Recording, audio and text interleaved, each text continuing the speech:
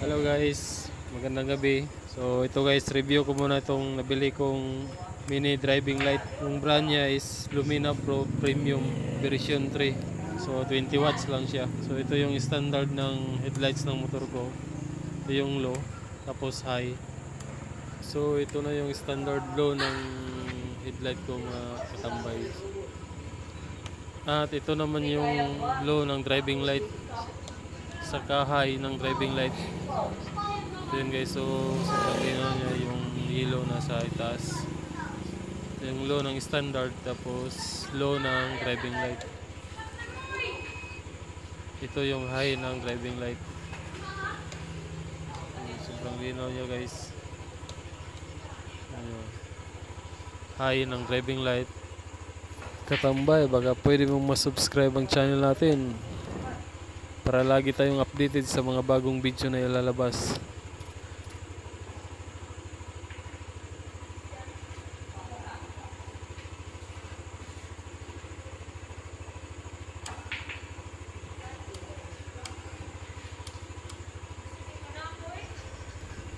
Ito na guys, ito yung high ng driving light. So sobrang linaw niya guys, nasa taas yung ilaw. Yung motor ko Aerox version 3. So pakita ko kung paano, saan ko nilagay yung driving light. Yan, nasa siya, nandyan siya sa baba, sa tabi ng signal light. Malakas niya guys, yung ganda niya. Yan, yan, sobrang liwanag guys.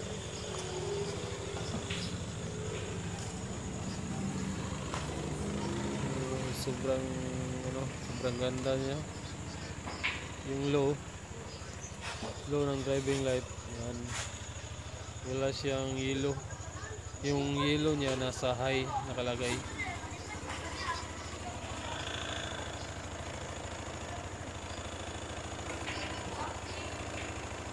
Yan guys, yan. Ito mga katambay, patayin ko muna yung driving light para makita nyo kung saan ko nilagay yung driving light. Yan sa ilalim. So nakatago lang siya, pero kita niya lahat, yung labas lahat yung ilaw niya.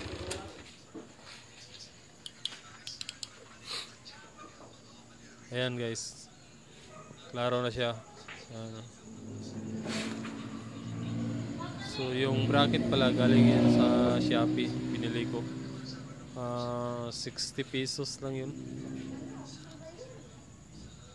So satisfied ako sa pagkalagay niya.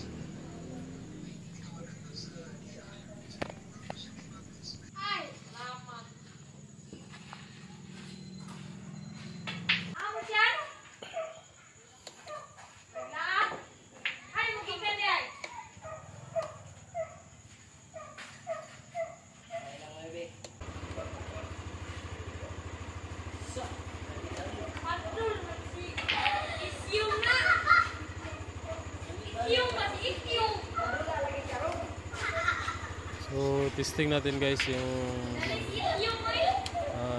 biyahe tayo. So dito na ako sa daan guys. So try kong bumiyahe, gamitin ko yung driving light Lumina.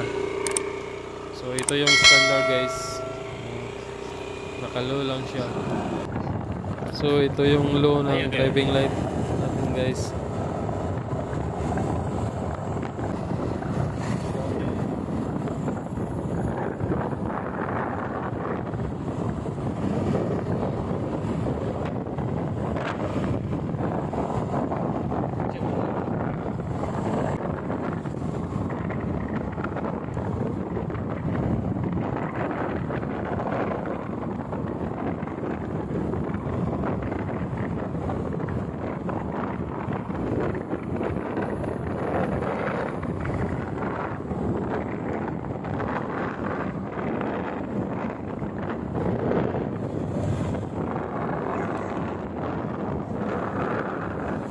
At ito naman yung high ng driving lights.